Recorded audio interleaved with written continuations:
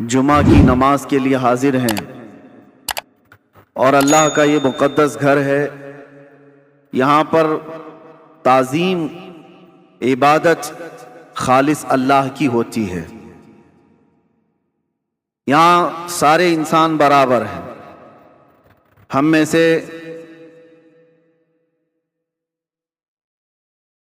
دنیاوی اعتبار سے چاہے کسی بھی مقام کا حامل ہو، لیکن یہ گھر ایسا ہے جہاں پر سب کے سب برابر ہیں.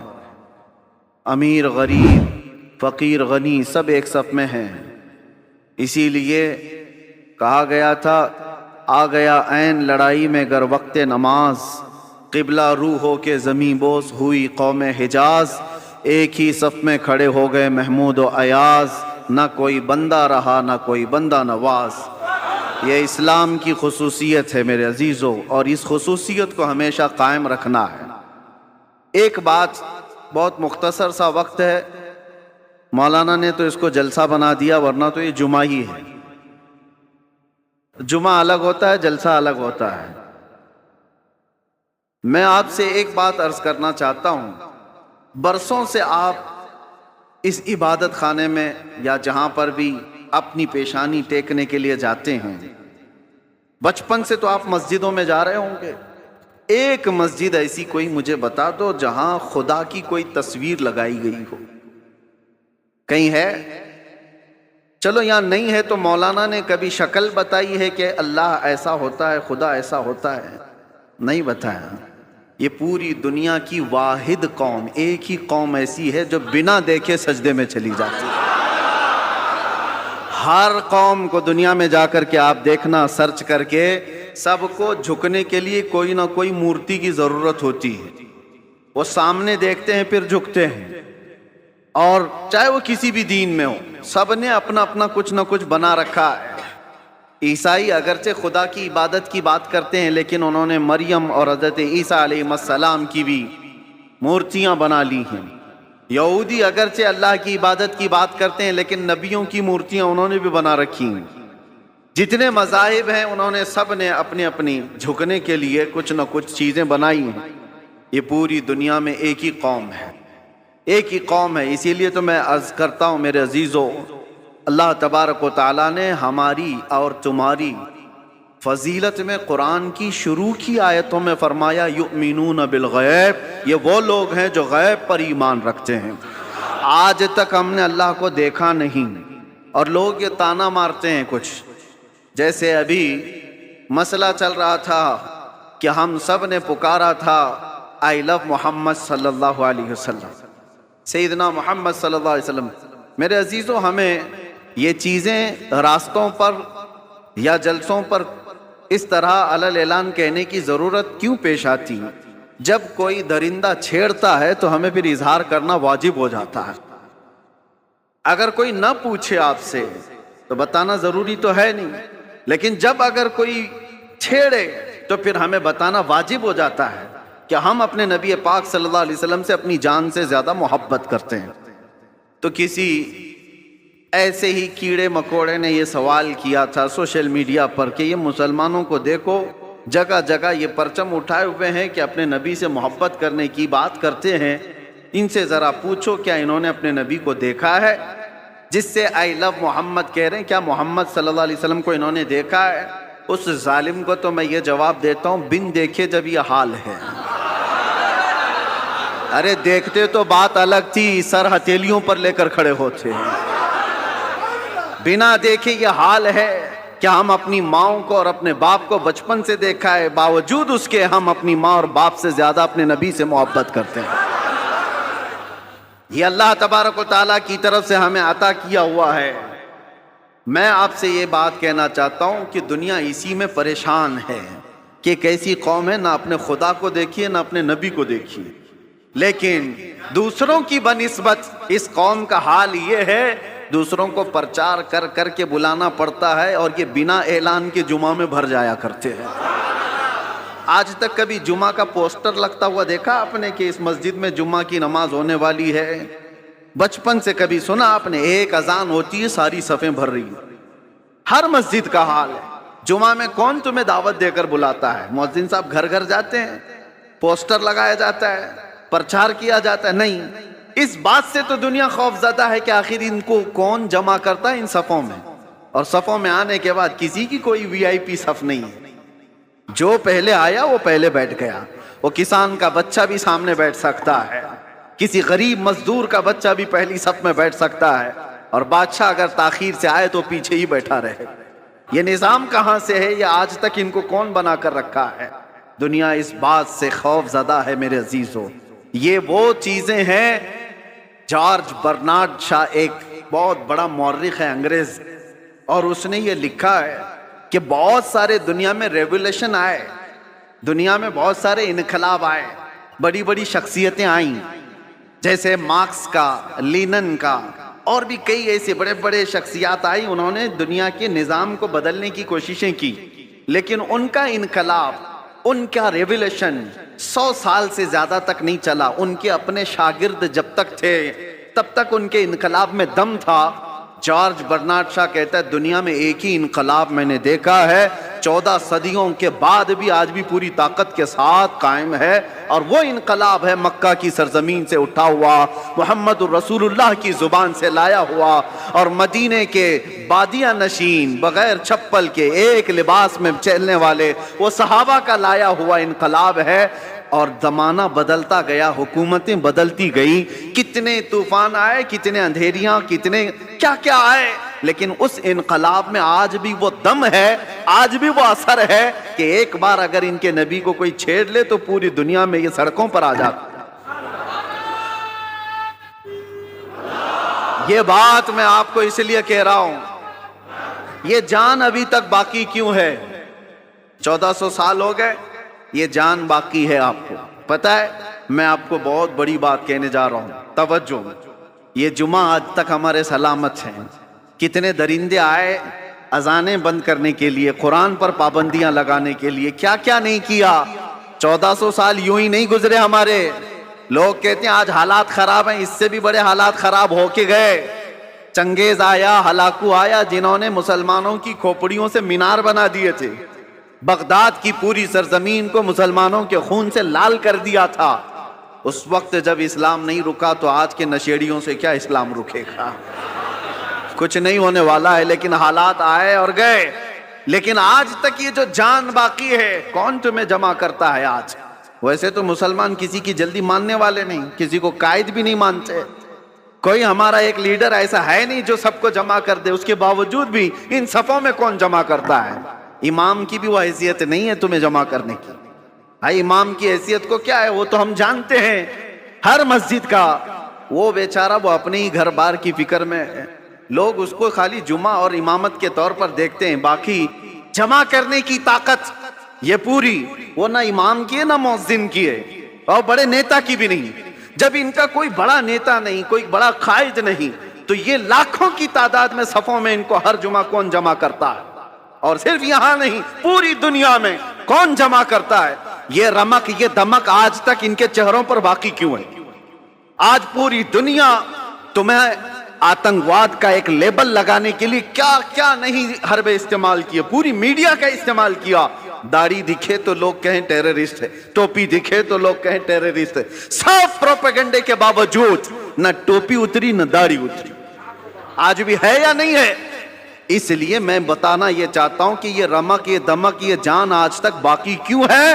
اس لیے کہ ہمارا رسول زندہ ہے تو دین بھی زندہ ہے. رسول زندہ ہے, اور زندہ رسول کا دین قیامت تک زندہ رہنے والا ہے. ہمارے اندر جو زندگی باقی ہے نا, یہ جو رمق دمک ہے, یہ جو کچھ بھی چمک دمک ہے, صرف اس لیے کہ وہ جو نہ تھے تو کچھ نہ تھا, وہ جو نہ ہو تو کچھ نہ ہو. جان ہے وہ جہان کی, اور جان ہے تو جہان ہے. وہ ہیں آج بھی ہمارے درمیان. اسی لیے اللہ کے بڑے عذابات نہیں آتے.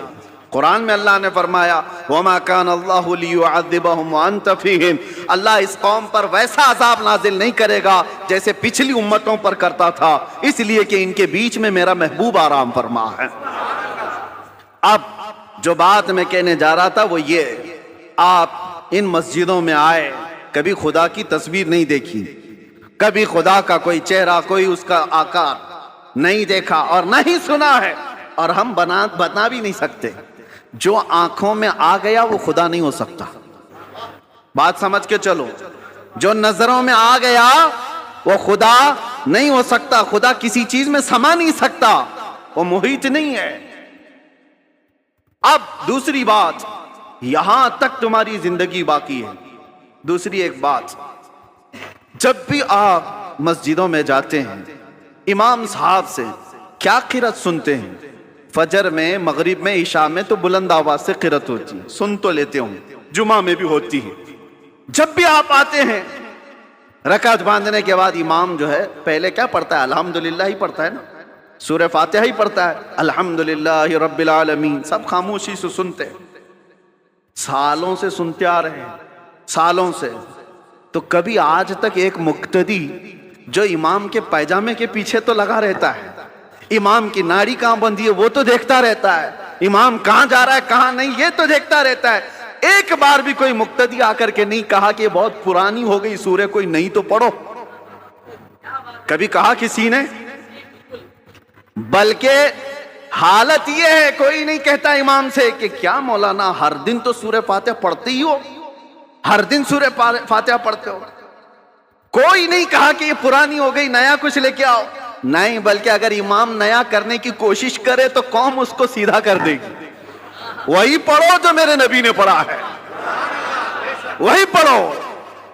کیوں؟ آج تک کوئی بھی چیز جب ہم دیکھتے ہیں کنٹینیو، بریانی 4 دن کنٹینیو نہیں کھائی جا سکتی، 5 دن روز دال چاول بھی نہیں چلتا۔ انسان کی طبیعت ایسی ہے کہ ہر چیز اس کو بدل بدل کر کے چاہیے، نہیں چاہیے، لیکن اس میں کبھی نیا کا تصور بھی نہیں آتا۔ کیوں؟ ایک یہ چیز۔ دوسری چیز میں نے بتایا، مسجدوں میں ہمارے قرآن وہی ہے، سورہ فاتحہ سے شروع کرتا ہے امام، اس کے بعد چاہے قرآن میں کہیں سے بھی پڑھے، سورہ فاتحہ تو پڑھتا ہے، لیکن کسی مقتدی کو آج تک اس بات پر کوئی شکایت نہیں ہے۔ تیسری ایک اور چیز، تمہارا کلمہ کیا ہے؟ لا الہ الا اللہ محمد رسول اللہ، ایک کلمہ ہے۔ تمہارے باپ کا کلمہ کیا تھا؟ اور دادا کا کلمہ کیا تھا؟ پردادا کا کلمہ کیا تھا؟ صدیوں سے ایک ہی کلمہ چل رہا ہے، ایک ہی کلمہ ہے، لا الہ الا اللہ محمد رسول اللہ۔ یہ کلمہ کبھی آپ نے اپنے ابا سے بھی نہیں پوچھا، مولانا سے بھی نہیں پوچھا، بہت سال ہو گئے کوئی نیا کلمہ تو لاتے ہیں، تھپڑ لگے گا کہ نیا نہیں، اس میں یہی پرانا ہے۔ بلکہ حالت یہ ہے دوسرا کوئی ڈائلاگ ہو، کوئی گانا ہو، کوئی بھی چیز ہو، 4 مہینے 6 مہینے چل سکتی ہے، سال بھر 2 سال، اس کے بعد وہ سننے کو دل نہیں کرتا۔ آدمی چاہتا ہے یہ پرانا ہو گیا، اب کچھ نیا سناؤ۔ کلمہ طیبہ کو کوئی بھی امتی یہ نہیں کہتا پرانا ہو گیا، ارے 70,000 بار بھی پڑھیں تو اس میں جدت اور لذت اور آتی، کبھی پرانا نہیں ہوتا۔ یہ ایسی چیزیں تمہارے پاس ہیں، تمہارے پاس ہیں، یہ جمعہ کی جماعت، یہ قرآن کی حقانیت، یہ کلمہ طیبہ کی جدت جو ہر زمانے میں ہے، کیا یہ تمام چیزیں اس بات کا ثبوت نہیں ہے کہ اسلام زندہ ہے اور قیامت تک زندہ رہنے والا ہے؟ کسی بھی جگہ پر تمہیں یہ چیزیں نہیں مل سکتی، ہر جگہ بہت کچھ بدلاؤ ہے۔ ہاں میں بتا سکتا ہوں چیلنج کے ساتھ، دنیا کا کوئی بھی مذہب ہو، کھلا ہے کتابیں، اور ہم بتاتے ہیں اس کے کتنے کتنے نسخے ہیں، کتنے کتنے۔ بائبل میں آج کتنے نسخے، 70 سے زیادہ نسخے الگ الگ ملتے ہیں۔ یونان میں الگ ہے اور یورپ میں الگ ہے۔ جو انجیل، Bible, Old Testament, New Testament سب بدلی ہوئی ہیں، اور ہمارے ہاں کی کتابیں، ہمارے دیش میں جو بہت ساری مقدس کتابیں مانی جاتی ہیں، ان میں بھی ہیر پھیر، ادھر ادھر بدلاؤ الگ الگ ہے۔ لیکن افریقہ سے لے کر امریکہ تک، ہند سے لے کر کے آپ کسی بھی کونے تک جاؤ، قرآن سورہ فاتحہ سے شروع ہوتا ہے، والناس پر ہی ختم ہوتا ہے۔ فرقے بہت ہوئے دین میں، اسلام میں بہت سارے فرقے ہوئے، لیکن اس میں کسی کا اختلاف نہیں آیا۔ قرآن کے 30 پارے اور 114 سورتیں جو صحابہ کے زمانے میں تھی، وہ آج بھی وہی موجود ہے۔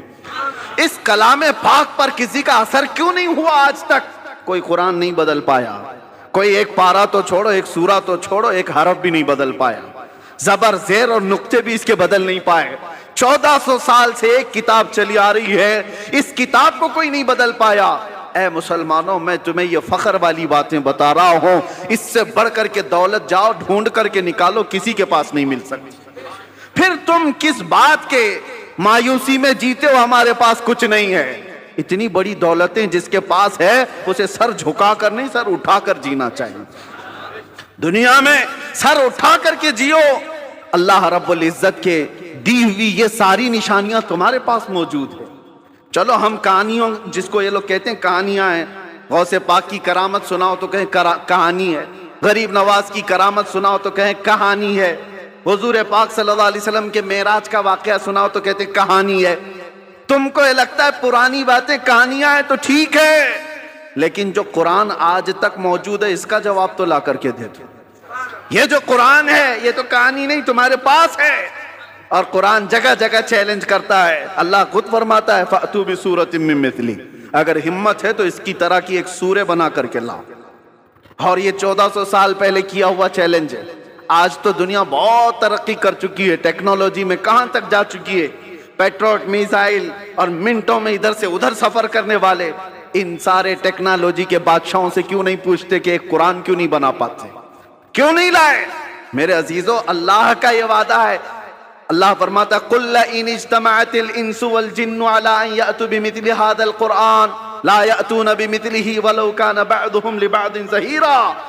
اے رسول پاک آپ کہہ دیں سارے انسان مل جائیں، سارے جنات مل جائیں، سب مل کر کے ایک دوسرے کی مدد کر کے ایسا قرآن بنانا چاہیں، اللہ فرماتا ہے تب بھی وہ نہیں لا سکیں گے، نہیں لا سکیں گے، اللہ کا وعدہ ہے۔ تو آج تک جو اس کتاب کا مثل نہیں لا سکا، وہ کتاب تمہارے پاس ہے، وہ قرآن تمہارے پاس ہے۔ مجھے بتاؤ اس سے بڑھ کر کے دولت اور کیا ہے؟ اس سے بڑھ کر کے دولت کیا ہے تمہارے پاس؟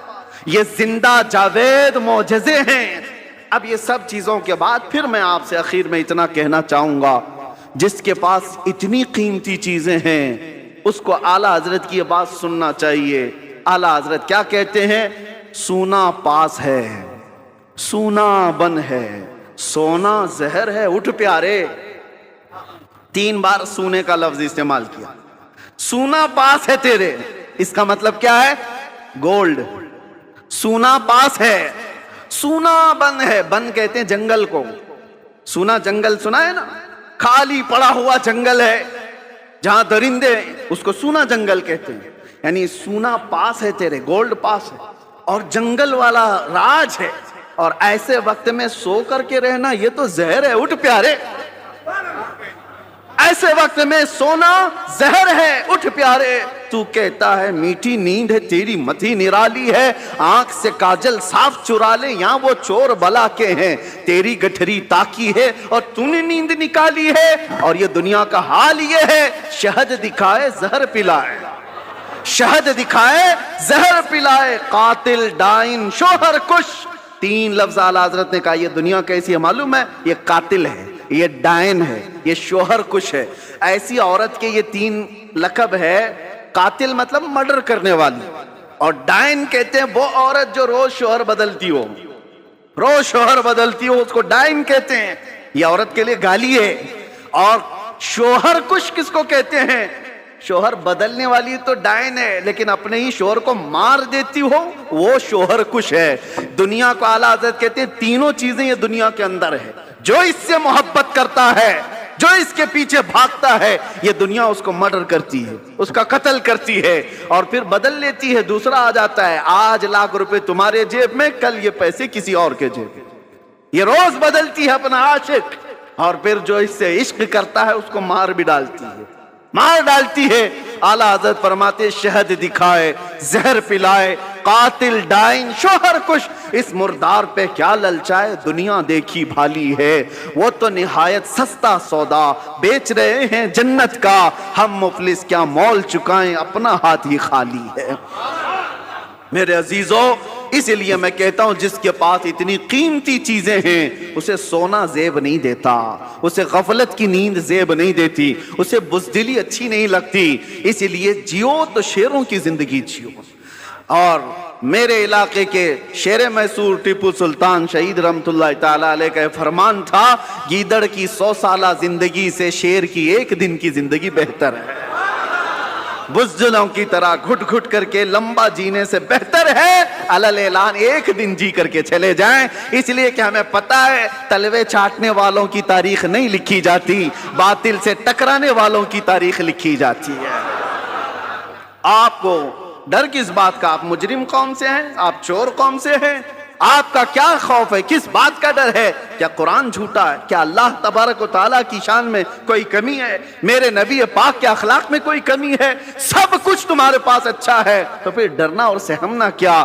میرے عزیزو، آپ سب اگر اس بات کا انتظار کرتے رہیں، جیسے کہتے حالات بہت برے ہیں، حالات بڑے خراب ہیں، ایک بات یاد رکھو، جو بندہ یہ سوچتا ہے کہ پوری ٹریفک خالی ہو تب میں ڈرائیونگ سیکھوں گا، تو پھر وہ بوڑھا ویسی ہی ہو جائے گا۔ ہاں، گاڑی چلانا سیکھنا ہے تو ٹریفک میں آؤ، آپ کو اسی میں سیکھنا پڑے گا۔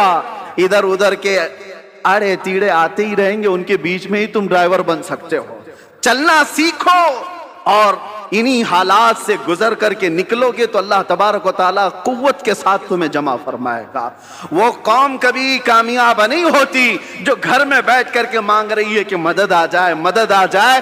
اگر ایسی ہی مدد آتی تو میرے نبی صلی اللہ علیہ وسلم 313 کو لے کر بدر تک نہیں جاتے، وہ مدینے میں بیٹھ کر دعا کرتے تو اللہ مشرکین کو ویسے ہی ہلاک کر دیتا۔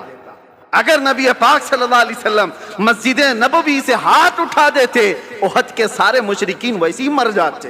میرے نبی اپنے گھر سے نکلے، صحابہ اپنے گھر سے نکلے، میدانوں میں آئے اور اپنی طاقت و قوت کا استعمال کیا، اس لیے کہ یہ امت کو بتانے کے لیے کہ امت کا مزاج ایسا نہ ہو کہ کچھ بھی مصیبت آئی، فاتحہ دلایا، دعا کیا، اللہ اس کے منہ میں کیڑے پڑ جائیں اور اس کو ایسا ہو جائے، اس کو ایسا ہو جائے، چادر اوڑھ کے سو گیا۔ میرے عزیزو، یہ مجاہدین کی زندگی نہیں ہے، مجاہدین کی زندگی یہ نہیں ہوتی، مومنین کی زندگی بھی یہ نہیں ہوتی، بلکہ مومنین کی زندگی یہ ہے جب تک اللہ نے بولنے کی طاقت دی ہے، حق بات کا اعلان کر کے جاؤ۔ اگر امام حسین رضی اللہ تعالیٰ عنہ کے ماننے والے ہو تو کبھی دل پر ہاتھ رکھ کر کے سوچو، ایک بار صرف اگر امام حسین سمجھوتا کر لیتے تو ان کا پورا خاندان بچ گیا ہوتا۔ ان کا خاندان بچنا کیا، مدینے کی گورنری مل جاتی، بہت بڑی وزارت مل جاتی، لیکن حسین اعظم کا مزاج یہ تھا، نہیں، جب کفر و شرک یا فسق و فجور چھا رہا ہو اس وقت سمجھوتے نہیں کیے جاتے، اس وقت میدان میں نکل کر حق بات کا اعلان کیا جاتا ہے، چاہے گردن بھی چلی جائے۔ حسین کا یہ مزاج ہے، ہم یہی اعلان کرنا چاہتے ہیں، اگر گردن چلی بھی جاتی ہے ہمیں اس کی پرواہ نہیں ہے، کیونکہ ہم پروانے ہیں اور شمع کے اطراف مٹنا ہی پروانے کا کام ہے، شمع کے ارد گرد مٹ جانا ہی پروانے کا کام ہے، اور ختم ہونے سے کسی کے اسلام ختم نہیں ہوتا، اسلام زندہ ہوتا ہے ہر کربلا کے بعد، اسلام زندہ ہوتا ہے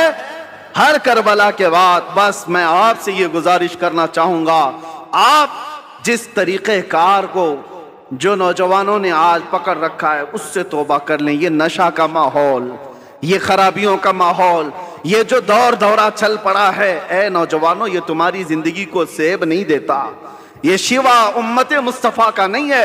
قرآن میں جس امت کو اللہ نے خیر امت کہا ہے، سب سے بہترین امت، کیا وہ بہترین امت آج نشہ کے اڈوں پر بیٹھ سکتی ہے؟ کیا وہ بہترین امت تاش کے پتوں پہ اپنی زندگی گزارے؟ کیا وہ بہترین امت رات بھر یہ سارے سوشل میڈیا پر اپنا وقت برباد کرے؟ یہ خیر امت کا لقب اللہ نے تمہیں قرآن میں عطا کیا، اس کا پاس و لحاظ تو رکھو، اور تمہیں اللہ تعالیٰ نے اتنا محفوظ رکھا، اتنا محفوظ رکھا، قسم رب ذوالجلال کی میں آپ کو بتاؤں، ابھی بھی ہم جمعہ پڑھیں گے، آپ کی پیشانیاں سجدے میں جاتی، سب کی پیشانیاں سجدے میں جاتی۔ ایک بات کا خیال رکھنا، انسان کو زندگی میں سب سے زیادہ ضرورت کس چیز کی ہے؟ وہ رزق کی ہے، کھانے کی ہے۔ کھانا کھائے بغیر انسان زندہ نہیں رہتا، مال نہ ہو، کپڑے نہ ہو تو بھی جی لے گا، گھر نہ ہو تو بھی جی لے گا، کھانے کے بغیر نہیں رہ سکتا۔ کھانا تو اس کے لیے، یہ تو پیٹرول ہے، بغیر اس کے انجن چلے کیسے؟ لیکن آپ نے کبھی محسوس کیا، بکری کو بھی کھاتے ہوئے دیکھا آپ نے، بیل کو بھی کھاتے ہوئے دیکھا، بھینس کو بھی کھاتے دیکھا، اونٹ کو بھی دیکھا ہوگا، جس کو بھی دیکھا ہوگا جانوروں میں اکثر و بیشتر، اکثر حتیٰ کہ شیر کو ہی لے لو، وہ جب بھی کھاتے ہیں تو چاٹ کے کھاتے ہیں زمین پر. کھانا کچھ بھی ڈالو آپ، چارہ، بکری سر جھکا کر کھائے گی، بیل سر جھکا کر کھائے گا، بھینس سر جھکا کر کھائے گی. لیکن قربان جاؤ رب تبارک و تعالیٰ کی اس عطا پر کہ اللہ نے تمہارا سر رزق کے سامنے بھی جھکنے نہیں دیا. کیوں؟ جو سب سے زیادہ ضروری ہے تمہاری زندگی میں وہ رزق ہے.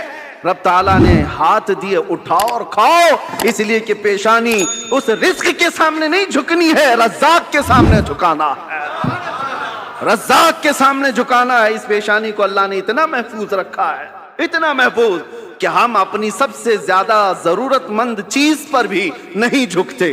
نہ ہم اولیاء کے سامنے جھکتے ہیں، نہ ہم رسولوں کے سامنے، نبیوں کے سامنے، کسی کے سامنے سر جھکانے کی اجازت نہیں ہے. سجدہ کرنا ہے تو صرف اور صرف اللہ رب العزت کی. یہ ہماری شریعت ہے کہ نہیں ہے؟ سجدہ کسی کے لیے نہیں جائز. اللہ کے نبی نے فرمایا ہے اگر سجدہ اللہ کے علاوہ کسی اور کے لیے جائز ہوتا تو اللہ تبارک و تعالیٰ سب سے پہلے اپنے نبی کو سجدہ کرنے کا حکم دیتا. اللہ کے بعد سب سے بڑا مقام رسول اللہ کا ہے. یہ پیشانی اتنی محفوظ اللہ نے رکھی، خالص اپنے لیے بنایا، اپنے لیے بنایا. آج اس پیشانی کا ہم کہاں استعمال کر رہے ہیں، کس کے سامنے جھک گئے. اسی لیے میرے عزیزو، اگر تم دنیا کے سامنے جھکتے رہو گے ذلیل ہوتے ہی رہو گے، ذلیل ہوتے ہی رہو گے. اور ایک جگہ نہیں، 1000 جگہ جھکنا پڑے گا، 1000 جگہ. اور اقبال اسی کو کہتا ہے، وہ ایک سجدہ جسے تو گراں سمجھتا ہے، وہ ایک سجدہ جسے تو بھاری سمجھتا ہے، ارے 1000 سجدوں سے دیتا ہے آدمی کو نجات. ایک بار یہاں جو جھک گیا اللہ اس کو دوسری جگہ جھکنے نہیں دیتا. تمہاری پیشانیوں کو محفوظ رکھتا ہے. الحمدللہ ہم نے پریکٹیکل دیکھا بھی ہے یہ ساری چیزیں کہ اللہ اس کے رسول کے لیے جو مضبوطی سے کھڑا ہوتا ہے اللہ حالات اس کے لیے ویسی ہی مناسب فرما دیتا ہے. ہم نے اپنے سفر میں دیکھیں کیسے کیسوں کو دیکھا ہے.